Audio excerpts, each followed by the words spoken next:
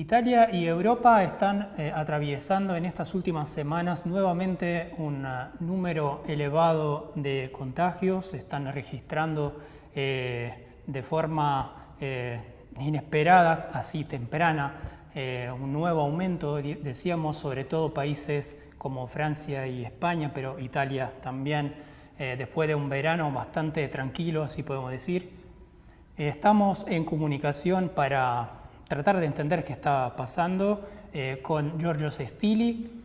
Él es físico y divulgador científico de Italia, integrante de un grupo de investigadoras que ante la confusión que los primeros números, los primeros momentos de la pandemia nos dejaron un poco a todos así asustados, sin entender bien lo que estaba pasando.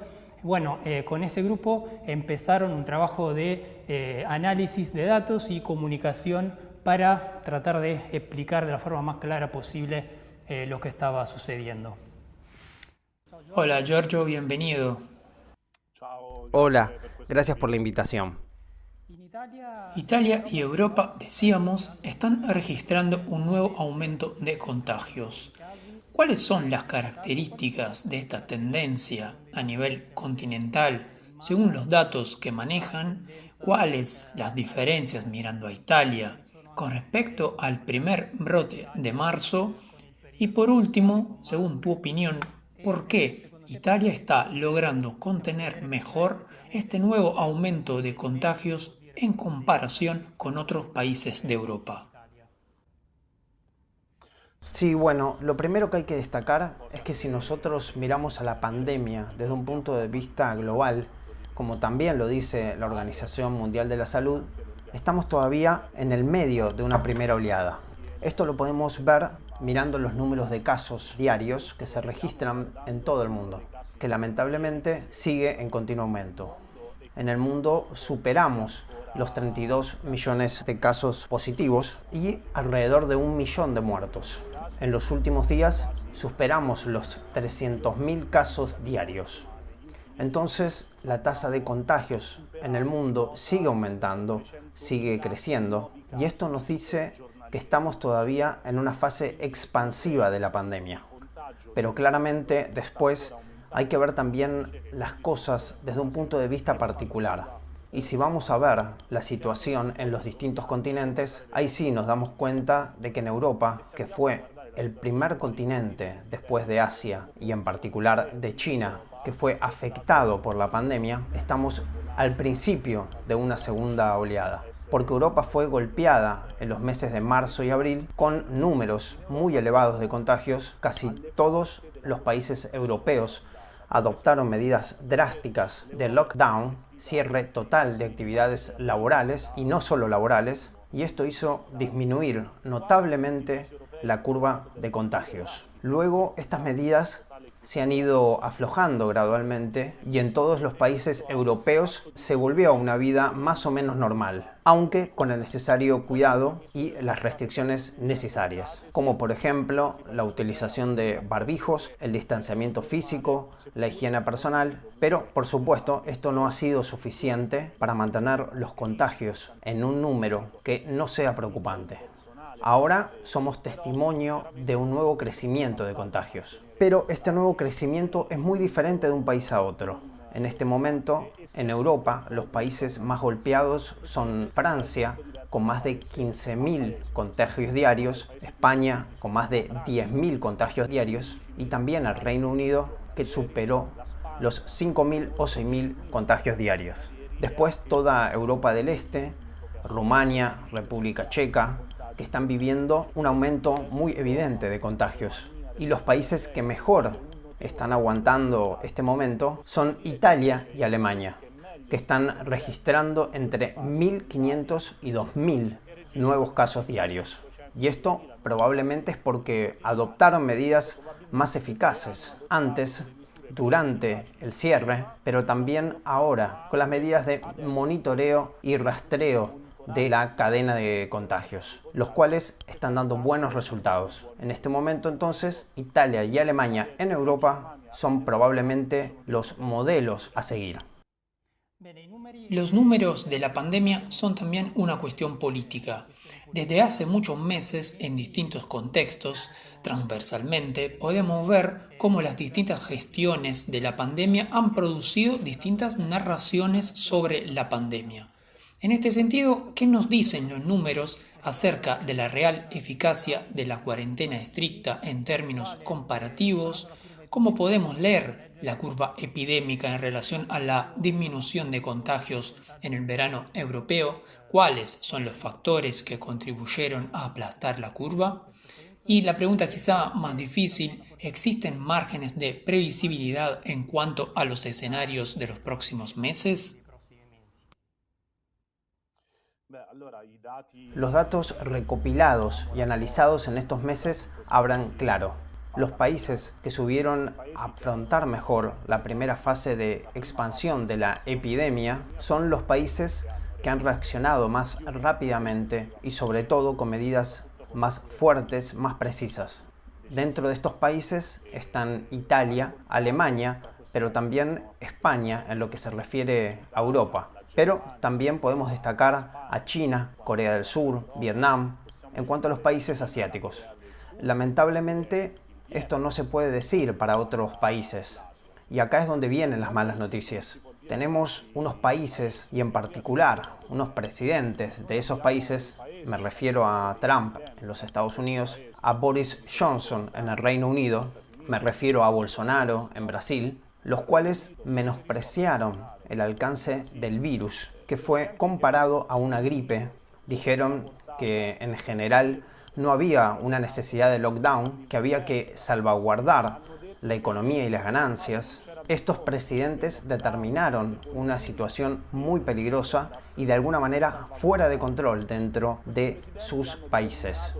Las cadenas de contagios en Estados Unidos y en Brasil ha seguido aumentando incesantemente, también durante los meses de verano, y solo ahora se ve una desaceleración, mientras en los países que cité antes y que desde el comienzo utilizaron medidas muy fuertes de lockdown, vieron seguramente una primera subida exponencial, pero también enseguida una bajada repentina. En estos países siguen registrándose muchos enfermos en terapia intensiva, muchas personas que siguen falleciendo por el nuevo coronavirus. Yo creo que la estrategia adoptada por los gobiernos es la que hizo la diferencia.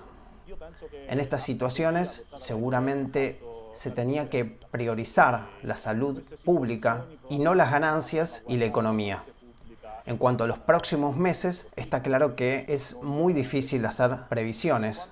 Hay demasiadas variables a tener en cuenta.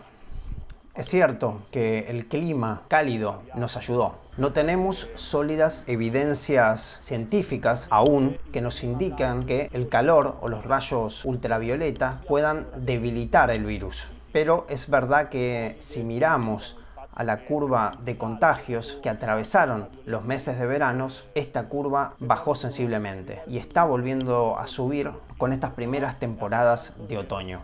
Además, hay que decir que en verano cambian nuestros comportamientos. Estamos mucho más en lugares al aire libre y son lugares que nos exponen menos al riesgo de contagio, mientras que con la llegada del otoño y sobre todo del invierno, es más normal encontrarnos en lugares cerrados en donde la probabilidad de contagios sube.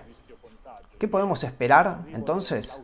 Yo creo que el virus seguirá siendo un problema y que los contagios van a poder aumentar más o menos en todos los lugares en coincidencia con el otoño y después con el invierno. No debemos sorprendernos si en Italia también los contagios suben en las próximas semanas y en los próximos meses. El punto es estar preparados para poder enfrentar la emergencia. Estuvimos meses para organizarnos, se aumentaron las camas de terapia intensiva en los hospitales, hemos desarrollado sistemas de monitoreo y de rastreo de contagios y todo esto nos tiene que ayudar, antes que todo, para poder proteger a las personas más débiles, a los ancianos y todos los que tienen enfermedades previas, porque ellos son las personas a las que el virus golpea más duramente. En segundo lugar, tenemos que identificar inmediatamente los nuevos positivos y aislarlos y contextualmente construir la cadena de contagios. Esto es fundamental porque nos permite seguir viviendo libremente, conviviendo con el virus, sin tener que volver a recurrir a medidas drásticas como el lockdown. Muy bien, gracias por la asistencia porque justamente quería hablar sobre el tema de los testeos moleculares, que de por sí es un tema muy interesante, pero que también puede generar cierta confusión. Los test que se están utilizando actualmente son muchos y con características diferentes. ¿Podrías darnos un panorama explicándonos un poco en qué se diferencian y por qué el desarrollo del test salival parece ser el más prometedor? Sí, es evidente el trabajo de la investigación científica. En todo el mundo hay laboratorios que experimentan test cada vez más rápidos, económicos y por supuesto es también importante la eficacia de estos test, es decir, su sensibilidad. Hasta ahora lo que hay son dos categorías de test. El hisopado, que permite individuar si una persona está en este preciso momento infectada o no por el virus. Y por otro lado tenemos los test serológicos, los cuales no detectan la presencia del virus, sino anticuerpos. Entonces nos dice si una persona en el pasado estuvo en contacto con el virus y por esto desarrolló anticuerpos. Hasta ahora estos son las dos herramientas que tenemos a disposición, pero sobre todo en relación a la primera categoría de los test, los que pueden individuar de inmediato si una persona es positiva o no al COVID-19, bueno, se están experimentando en el mundo test mucho más rápido. Serían los llamados test antigénicos que tienen la capacidad de dar resultados dentro de 15 minutos y su costo es muy reducido en comparación con los hisopados clásicos de los cuales hablé antes. Y aún más rápido son los test que se están desarrollando en estos momentos en los Estados Unidos, los llamados test salivales, los cuales son menos invasivos en cuanto se aplican en la boca, en la garganta y no en la nariz, y pueden dar resultados en 2 minutos. El costo de cada test es aún más reducido, estamos hablando de unos pocos dólares. El problema es su sensibilidad, es decir, cuántos falsos positivos o falsos negativos arrojan estos resultados. Se está trabajando para aumentar la sensibilidad, entonces reducir el margen de error de estos test. Y yo creo que la utilización masiva de estos test rápidos y económicos podrá llegar a representar en los próximos meses un avance determinante en la espera, por supuesto, de la vacuna para afrontar los meses de otoño y de invierno de esta emergencia.